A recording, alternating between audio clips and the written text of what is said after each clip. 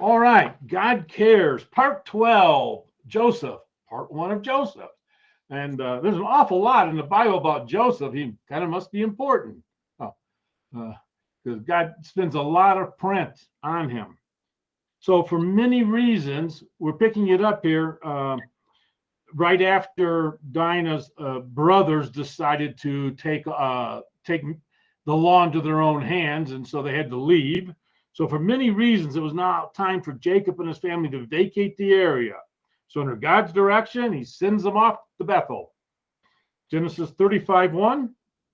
And God said unto Jacob, Arise, go up to Bethel, and dwell there. Make thee an altar unto God that appeared unto thee when thou fleddest from the face of Esau thy brother. Then Jacob said unto his household and to all that were with him, Put away the strange gods that are among you. Be clean, change your garments. Purification was necessary in going up to Bethel. Bethel's the house of God. That started with the cleansing of other gods. You're going to go up and see the one, and reside with the one true God, get rid of all your other gods. Ones you may have brought from Mesopotamia. And any new ones you picked up, you plundered Shechem. There's a number of house gods you could have picked up, and people probably did. So they got rid of all of those. And all of this would symbolize putting off the old way of life and having a new trust in God and in God alone. Verse 3. And let us arise and go up to Bethel, and I will make there an altar unto God, who answered me in the day of my distress, and was with me in the way which I went. And they gave unto Jacob all the strange gods which were in their hand, and all their earrings which were in their ears. And Jacob hid them under the oak which was by Shechem. Jacob, being commanded to go to Bethel to renew his covenant with God, desired to put away every vestige of idolatry from the people. Thus he buried these earring amulets with the other idols under the oak. Only free persons wore earrings, so by giving them up, they were humbling themselves and saying, well, we're servants of the Lord. Right, verse 5. And they journeyed, and the terror of God was upon the cities that were round about them. And they did not pursue after the sons of Jacob. So Jacob came to Luz, which is in the land of Canaan, that is Bethel, he and all the people that were with him. There was every reason to think that a storm of outrage would burst from all quarters upon Jacob's family, and that the Canaanite tribes would have formed one united plan of revenge because they'd wiped out Shechem. Then God stepped in and brought a supernatural panic to seize them with terror for the sake of the heir of the promise, which was Jacob's family. Bethel was about 30 miles south of Shechem, and it's over about 1,000 feet higher in altitude. However, God made sure no one would follow them. He once again protects and defends his people. And Jacob still remembers God's goodness and promises towards him when he fled 20 years earlier. Verse 7, and he built there an altar. He called it El Bethel, which because there God appeared to reveal himself unto him when he fled from the face of his brother. El Bethel means God of the house of God. God of the house of God. Now, he was not just coming back to God's house, but to the one true God who manifested himself at God's house. He's returning to the place where God said, I will take care of you. And he did for 20 years. And now he's back, being real thankful. And then Deborah, which means bee or honeybee. Deborah, who was Rebekah's nurse, died. And she was buried beneath Bethel under an oak. And the name of it is called Alan Bakshut, which means the oak of weeping. The mention of Rebekah's nurse, Deborah, shows how highly regarded she was. There's no mention of when she joined Jacob's household from Isaac's. She may have come with a message or upon Rebekah's death. Remember, Rebekah knew and fought for her son Jacob, so she may have sent her nurse to be an invaluable service to Jacob's young family. Old nurses like her were not only honored, but loved as mothers. Her death caused great lamentation, so much so that they even named her burial plot under the great oak tree, the oak of weeping, because of the grief they felt. Verse 9, and God appeared unto Jacob again when he came out of Padam Aram, and blessed him, and said unto him, thy name is Jacob. Thy name shall not be called any more Jacob, but Israel shall be thy name. And he called his name Israel. And God said unto him, I am God Almighty. I am El Shaddai. Be fruitful and multiply. A nation and a company of nations shall be of thee, and kings shall come out of thy loins. He calls Jacob when he was still Jacob, right? A supplanter who would not hesitate to take advantage of someone else at the first opportunity. El Shaddai, though, is the God who made Abraham exceeding fruitful. He is the God who is a God of mercy, illustrated by calling Abraham when he was still Abram and giving him the blessing. El Shaddai is God in all of his omnipotence, in all of his almighty power, all sufficient. He is the giver of all bountifully. He is Almighty God in resources to defend, to support, and to supply every believer's need. This title is the one which best accords with the promise given here. That same God is our heavenly Father today. Verse 12. And the land which I gave Abraham and Isaac, to thee I will give it, and to thy seed after thee will I give the land. And God went up from him in the place where he talked with him. And Jacob set up a pillar in the place where he talked with him, even a pillar of stone. And he poured a drink offering thereon, and he poured oil thereon. And Jacob called the name of the place where God spake with him, Bethel. They now head south to Ephrat, which means fertility, which is also called Bethlehem, the house of bread. It's about 16 miles away, and they are plunged into mourning again by the death of Rachel in childbearing. Verse 16. And they journeyed from Bethel after going there, doing the altar. It was time to move on, and then they headed towards Ephrat, and Rachel travailed, and she had hard labor. It came to pass when she was in hard labor that the midwife said unto her, Fear not, thou shalt have this son also. And it came to pass as her soul was departing, as her life was failing, for she died, she called his name Benoni, which means son of my sorrow. But his father called him Benjamin, son of my right hand. This labeling of the child is particularly dear and precious. The right hand in Aramaic is significant of trust, loyalty, and power. Verse 19. And Rachel died and was buried in the way to Ephrath, which is Bethlehem. And Jacob set a pillar upon her grave, her sepulchre. That is the pillar of Rachel's grave unto this day. Rachel was buried where she died, and Jacob set up a stone memorial pillar over her grave. Samuel refers to her gravesite, so it was still known in the time of Samuel, verse 21. And Israel, we've changed from Jacob to Israel now. And Israel journeyed and spread his tent beyond the tower of Edar, which means the watchtower of the flock. And it came to pass when Israel dwelt in the land that Reuben went and lay with Bilhah, his father's concubine. And Papa Israel heard about it. This action cost Reuben his birthright since he was the oldest. Bob, read 1 Chronicles 5. Now the sons of Reuben, the firstborn of Israel, for he was the firstborn. But for as much as he defiled his father's bed, his birthright was given unto the sons of Joseph, the son of Israel. The genealogy is not to be reckoned after the birthright. For Judah prevailed above his brethren, and of him came the chief ruler, but the birthright was Joseph's. All right, let's get back to Genesis 35. We'll jump down to verse 27, and we read, And Jacob came unto Isaac, his father, unto Mamre, unto the city of Arba, which is Hebron, where Abraham and Isaac sojourned. It does not follow that Jacob did not often see Isaac. As soon as Isaac was married, Abraham disappears from history. It's the same with Isaac when Jacob married, and the same with Jacob when Joseph comes into prominence. They do not appear together in history, but Abraham is described as dwelling in tabernacles with Isaac and Jacob in Hebrews 11:9.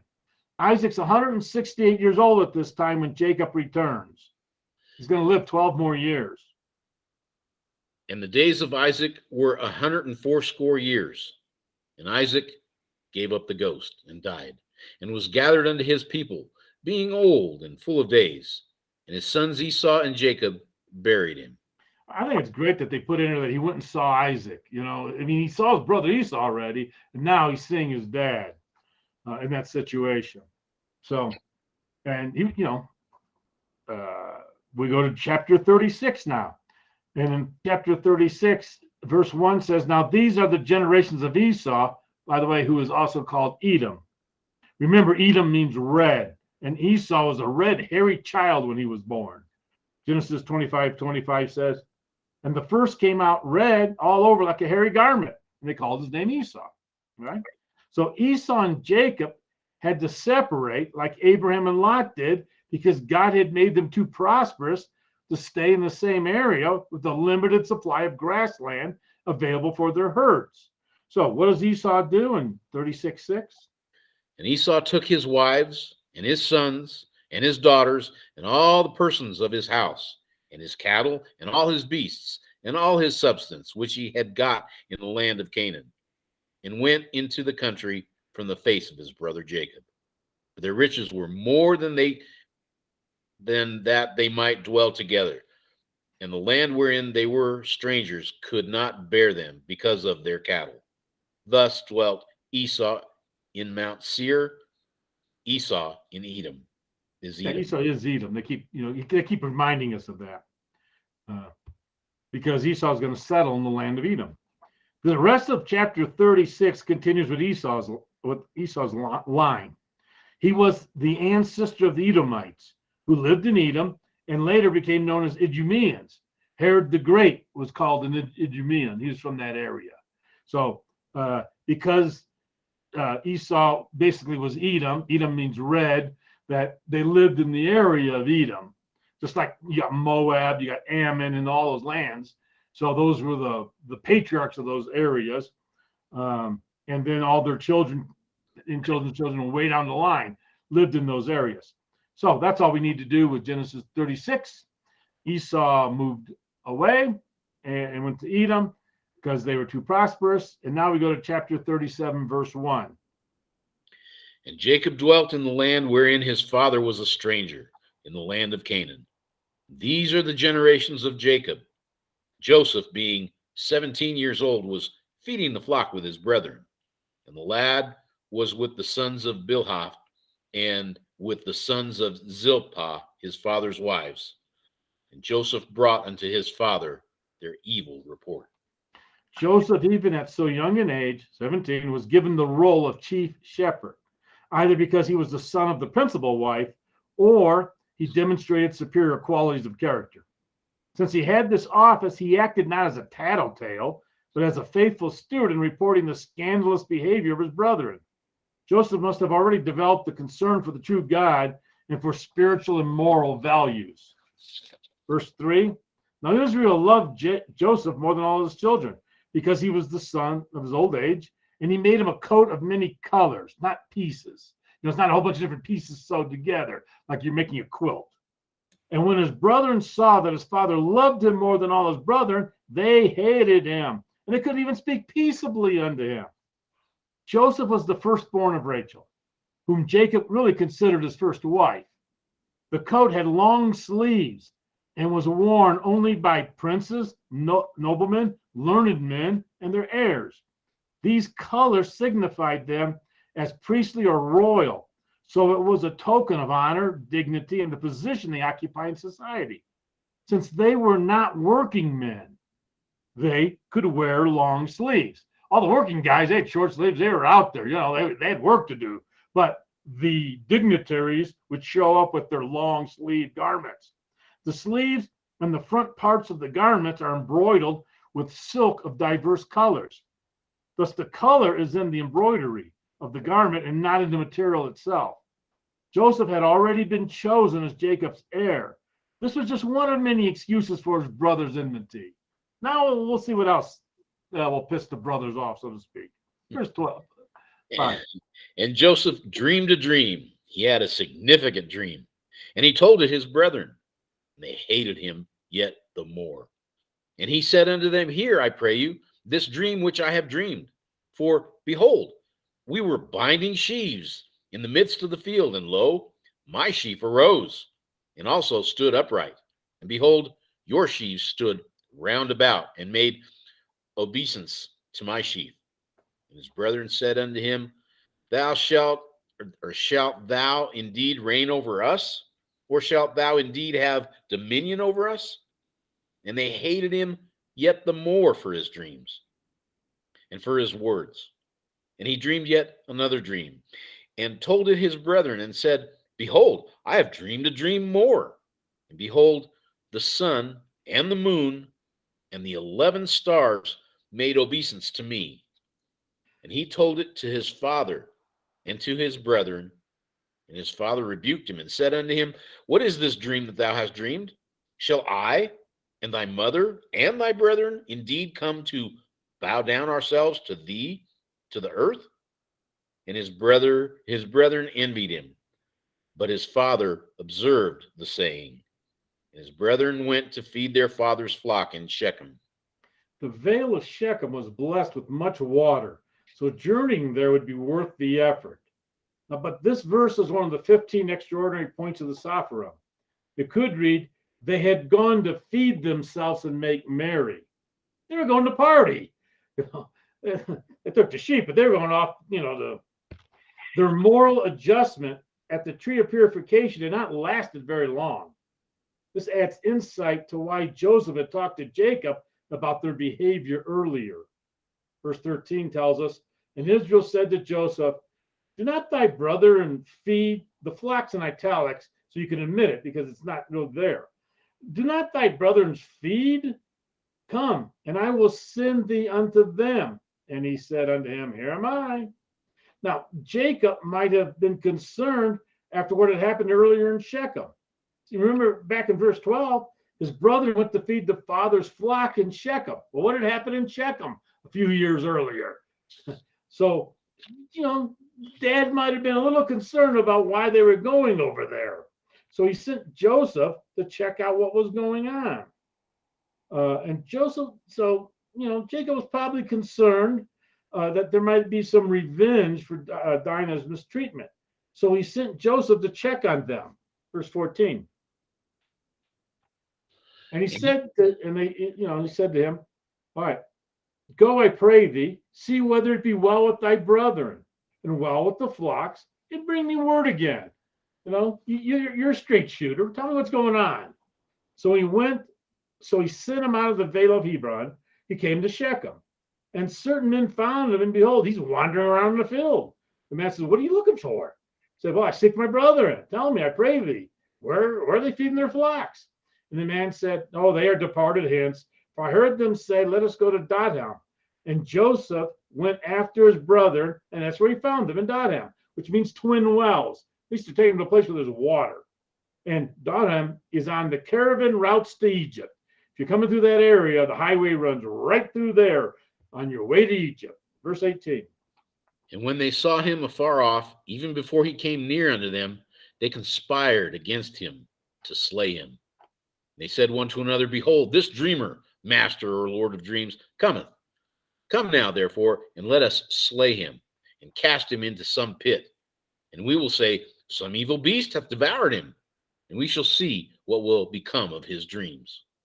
And Reuben heard it, and he delivered him out of their hands, and said, Let us not kill him. And Reuben said unto them, Shed no blood, but cast him into this pit that is in the wilderness, and lay no hand upon him, that he might rid him out of their hands, to deliver him to his father again. And it came to pass, when Joseph was come unto his brethren, that they stripped Joseph out of his coat of many colors that was on him, and they took him and cast him into a pit. And the pit was empty. There was no water in it. The pit was probably a cistern, because when dry, they were sometimes used as dungeons for prisoners. Jeremiah was thrown into one, and there's a little mire in his. Jeremiah 38:6. Cisterns are often hewed out of solid rock, and being narrower at the mouth and at the bottom. It's kind of like being pear-shaped. It was not an easy thing to get out of unaided. You get thrown into one of those things, you're not getting out. All right, verse 25, it says, And they sat down to eat bread, and they lifted up their eyes and looked, And here comes a caravan of Ishmaelites. They came from Gilead with their camels, bearing spicery and balm and myrrh. They're heading to Egypt with it. And Judah said unto his brethren, what profit is it if we slay our brother and conceal his blood? Come, let us sell him to the Ishmaelites, and let not our hand be upon him. For he is our brother and our flesh, and his brethren were content. Now, caravans of Ishmaelites and Midianites looked alike from a distance. They at times, since they were both descendants of Abraham, they'd even traveled together. So, verse 28.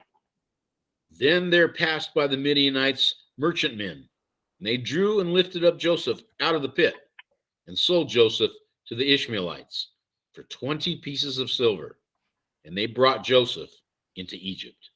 The martyr Stephen gives a quick overview of what happened to Joseph, but also reveals that God was present with him and caused him to prosper every step of the way. In Acts 7, 9, and 10. And the patriarchs were moved with envy. They were moved with jealousy. We just saw why. They sold Joseph into Egypt. But God was with him and delivered him out of all of his afflictions and gave him favor and wisdom in the sight of Pharaoh, king of Egypt, and he made him governor over Egypt and all his house. Now, slaves were in great demand in Egypt. 20 shekels of silver weighed about 7.3 ounces of troy weight. This was the going rate for a young slave at that time.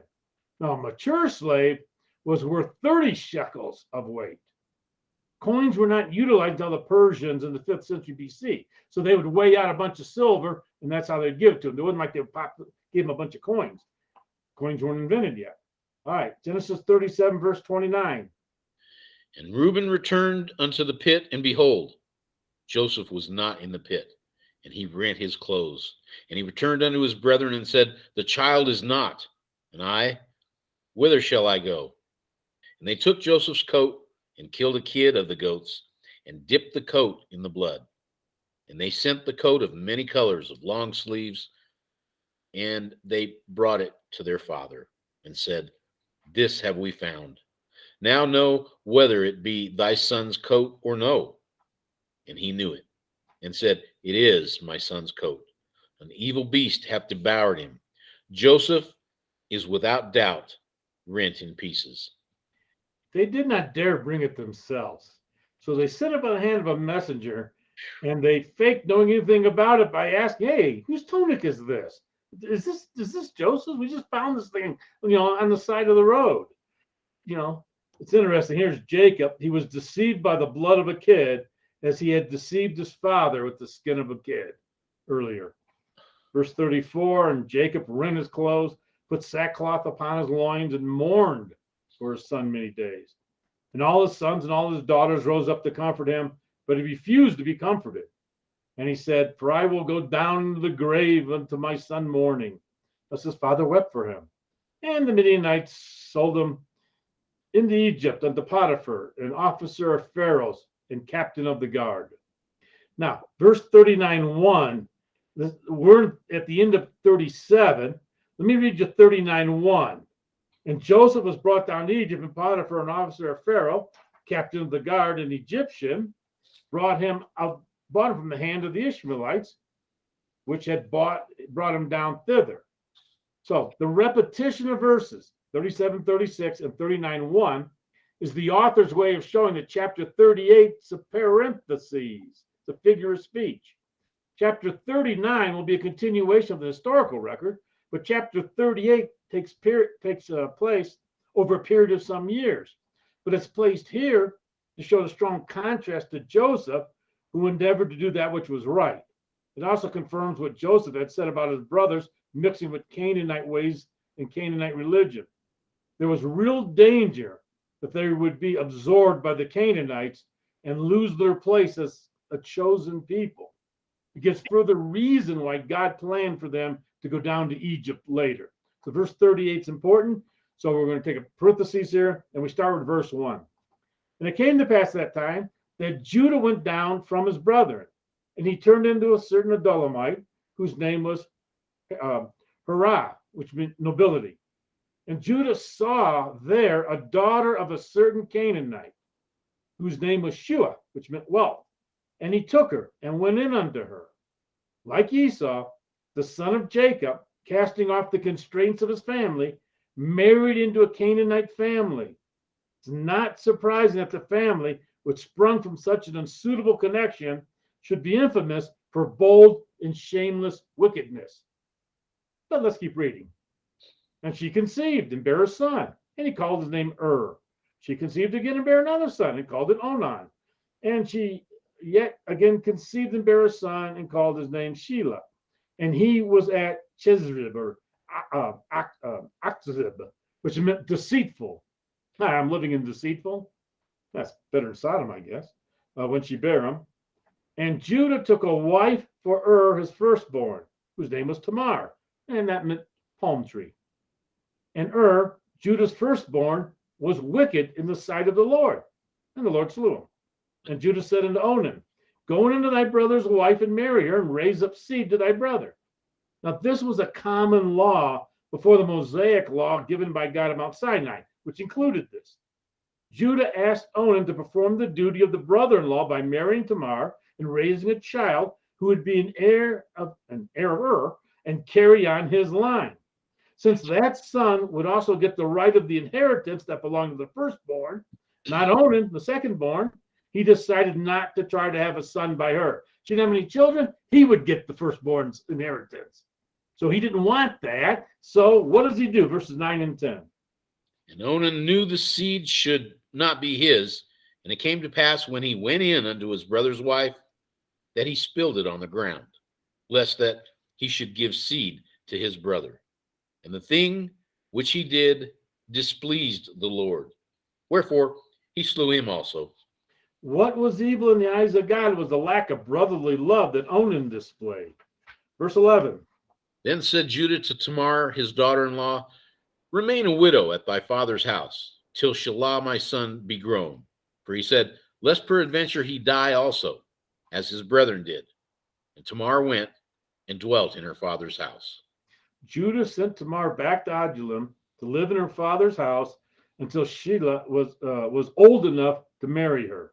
You don't really want to marry an 8-year-old or 12. He doesn't say how old they are, but she went there and waited. Verse 12. And in the process of time, the daughter of Shuhah, Judah's wife, died. And Judah was comforted, and went up unto his sheep shearers to Timnath, he and his friend Hirah, the Adullamite. This season, which was March, was spent in more than the usual merriment. All right, here we're getting all the sheep herders together for a big blowout, and the wealthier masters invited their friend, as well as treated their servants to sumptuous entertainments. We're gonna have a giant time in the desert or something. Tamar saw that Shelah, Judah's son, was now old enough to marry, but Judah had not given him to her. Thus, she's going to devise a radical plan. Verse 13. And it was told Tamar, saying, behold, thy father-in-law goeth up to Timnath to shear his sheep. And she put her widow's garments off from her, and covered her with a veil, and wrapped herself, and sat in an open place which is by the way to Timnath. For she saw that Shelah was grown, and she was not given unto him to wife. When Judah saw her, he thought her to be a harlot, because she had covered her face. When Judah saw her with her face covered, he thought she was a prostitute, but not an ordinary prostitute. Verse 21, talking about her, it uses a different Hebrew word, kahishishah, which is the word for a holy woman. This is what Canaanites called religious prostitutes, who were considered their sex acts as religious acts devoted to some Canaanite god or goddess. Judah understood what he was doing as an acceptable act within the religion of the Canaanites. So he saw her, thought she was a holy prostitute, and he was celebrating towards one of the Canaanite gods. Verse 16, and he turned unto her by the way and said, go to, I pray thee, let me come in unto thee. For he knew not that she was his daughter-in-law. She had her face covered. And she said, what will you give me that thou mayest come in unto me? Said, all right, I'll send a kid from the flock. And she said, wilt thou give me a pledge till, till it shows up? And he said, well, what pledge do you want? And he said, I want your signet, your bracelets. And the word bracelets is the word for lace or ribbon that was probably attached to the signet or to the staff. Because she asked for the signet, the bracelets, and the staff. And that's a ribbon, a lace ribbon that was connected to one or the other.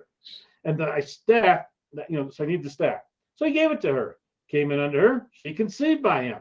And then she arose and went away and laid by her veil, took that veil off from her, put on the garments of the widowhood. Right? Snuck back in through the window.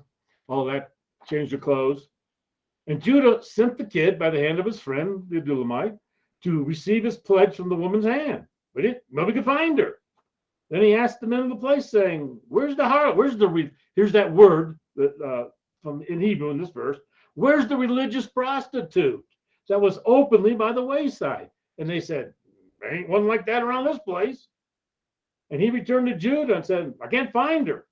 And also the men of the place said, hey, there's no harlot like that in this place. We don't know of anybody like that, here. And Judah said, well, let her take it to her, lest we be shamed. Behold, I sent this kid, and thou hast not found her. Basically, he said, I fulfilled my part of the agreement by bringing the kid, and I do not want to be thought of as a laughingstock by continuing to ask about her. So as far as I am concerned, the matter is closed. Verse 24.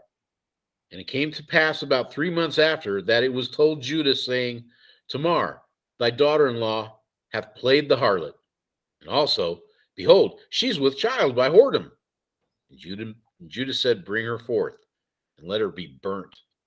In patriarchal times, fathers had the power over life and death over members of their families. The crime of adultery was anciently punished by burning. Verse 25. And when she was brought forth, she sent to her father-in-law, saying, be the man, by the man whose these are, I am with child. And she said, discern, I pray thee, whose are these? The signet and bracelets and staff. And Judah acknowledged them and said, she hath been more righteous, more in the right than I, because that I gave her not to Shelah my son. And he knew her again no more.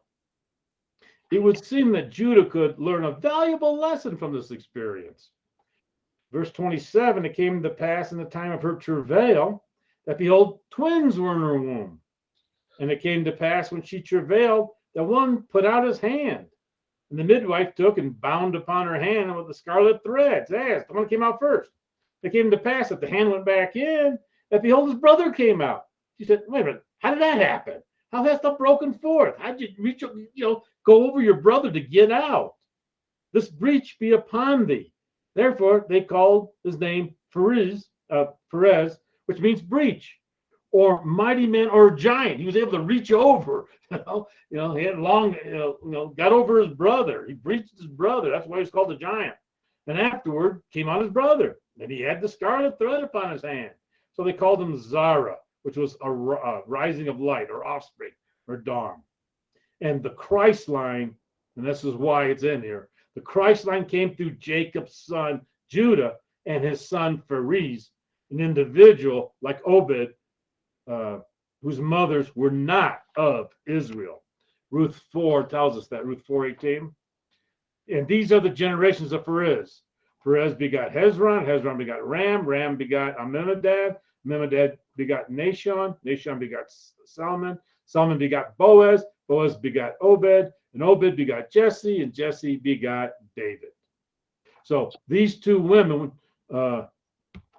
Boaz's wife, which we know from the book of Ruth, Naomi, Ruth, and here Perez, were not of Israel, but the Christ line went through them. Meanwhile, the next chapter returns back to Joseph, who is now a slave in Egypt, who was sold to the head of the executioners. So he was captain of the guards, but that meant he was the head of the executioners. So he probably was not an easy man to please. Instead of becoming bitter, Joseph trusted the Lord. His confidence in God's promise must have made him willing to commit his way to the Lord. Potiphar recognizes that Joseph's God was making him successful in all that he was doing. So Psalm 37:5, commit thy way unto the Lord, Trust also in him, no matter if you're a slave or not, and he shall bring it to pass. And all right, so we pick it up, Genesis 39:1. Joseph was brought down to Egypt. Potiphar, an officer of Pharaoh, captain of the guard or captain of the executioners, an Egyptian, bought him of the hands of the Ishmaelites, which had brought him down thither. Now, the age, appearance, and the intelligence of the Hebrew slave would cause him to be purchased rather quickly at the slave market. Instead of being sold to some farmer in Upper Egypt, being never heard of again, by God's providence, he was taken to the capital city and sold to an officer of Pharaoh. Potiphar means consecrated to Ra, the all-powerful sun god of Lower Egypt. Ra was the local deity of On, or Heliopolis, which helps to fix his location in the Nile Delta area, the district of Egypt bordering on Canaan. And that's where all the fun's going to happen. When when his brother gets there all the way through Moses, they'll be up in the Nile Delta area. This man Potiphar had charge over the police, as well as having certain military duties. He was the chief of the royal executioners, who were also the royal bodyguards. He was the official guardian of the person of the king. In other words, he was the chief bodyguard. He was responsible for the safekeeping of state prisoners and for the execution of sentence upon them. In cases of treason, he might even execute the sentence himself. Verse 2. And the Lord was with Joseph, and he came to be a prosperous man. And he was in the house of his master, the Egyptian. And his master saw that the Lord was with him, and that the Lord made all that he did to prosper in his hand. And Joseph found grace in his sight, and he served him. And he made him overseer over his house, and all that he had he put into his hand. So Joseph became Potiphar's personal assistant. He became his faithful steward over his entire household. The 17-year-old boy who was sold in Egypt needed several years to learn how to handle business affairs before he could fulfill the dreams God had given him. He also would learn in the school of adversity the lessons of practical wisdom that were to be of greatest usefulness and importance in his future career. When God has any important work to be done, he always prepares appropriate agents to accomplish it. I.e., Moses spent 80 years in preparation for leading the children of Israel for the next 40. So he's preparing Joseph for what he needs him to do, starting in Potiphar's house. But all is not well in Potiphar's house. Verse 5. And it came to pass from the time that he had made him overseer in his house and over all that he had, that the Lord blessed the Egyptian's house for Joseph's sake. And the blessing of the Lord was upon all that he had in the house and in the field. And he left all that he had in Joseph's hand. And he knew not aught he had, save the bread which he did eat. And Joseph was a goodly person and well favored. Same wording that described Rachel, his mother. Slaves purchased with money were employed in domestic purposes and were treated much kinder than war captives. Despite all the disadvantages of being a slave, God continued to pour out blessings on a youth who had not lost his moral graces and was faithfully and zealously serving him. Verse 7, and it came to pass after these things that his master's wife cast her eyes upon Joseph, who was a goodly person and well favored, remember? And she said, lie with me.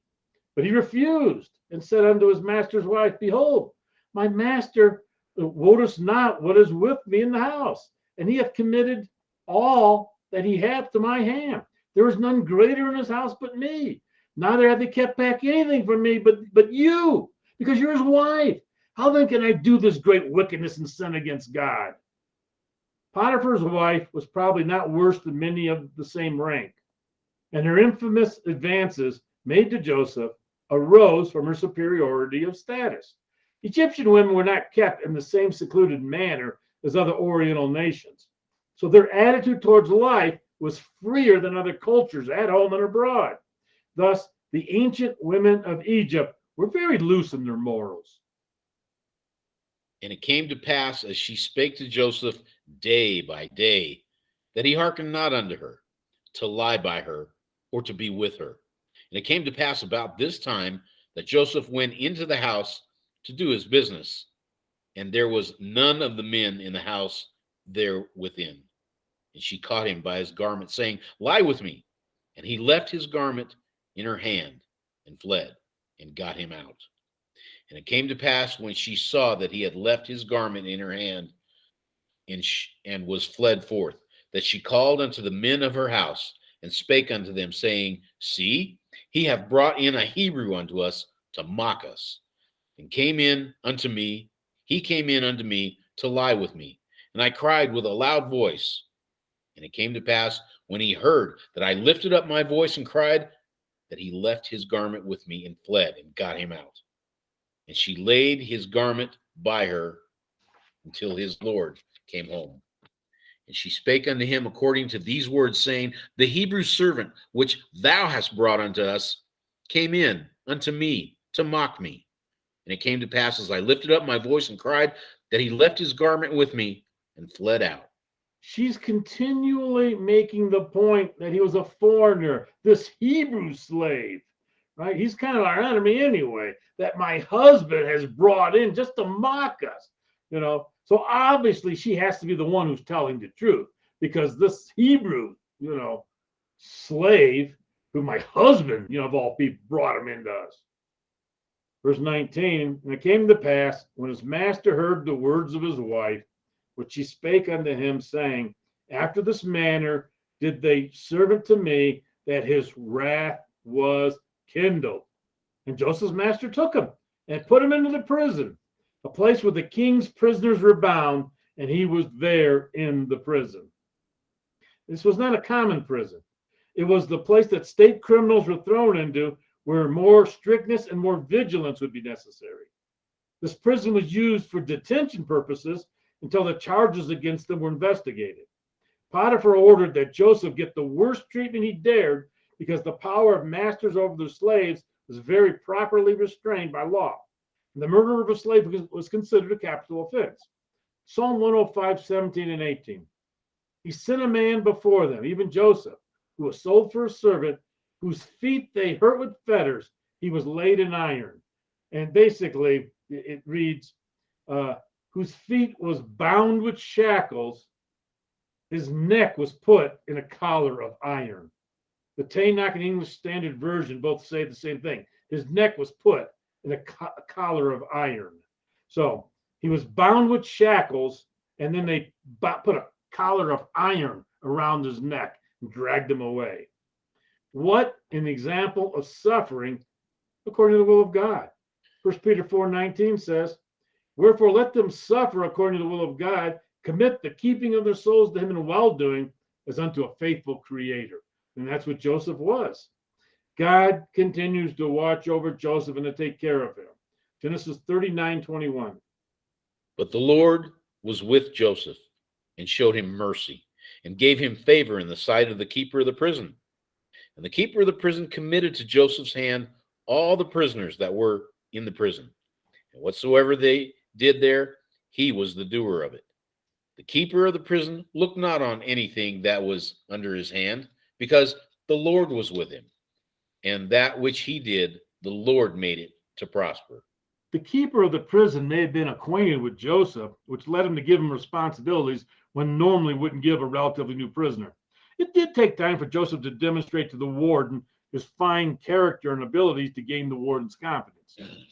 God was at work through making Joseph's deeds prosperous. We need to believe that God is going to cause us to prosper no matter where we are. In a prison, a person cannot do very much on his own. But even there, if a believer just does his part with integrity, then the Lord can make the circumstance profitable. A believer can be successful even in that environment.